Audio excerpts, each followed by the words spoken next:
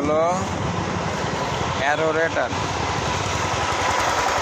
এটা ঘেরে oxygen fail করলে এটা দিতে হয়।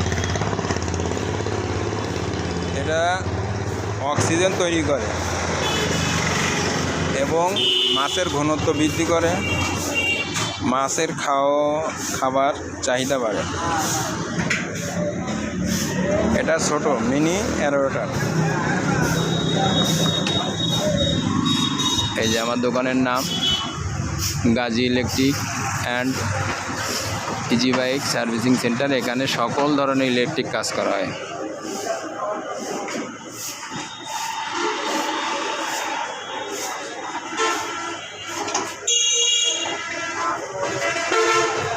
এখানে ফ্যান, এখানে আমাদের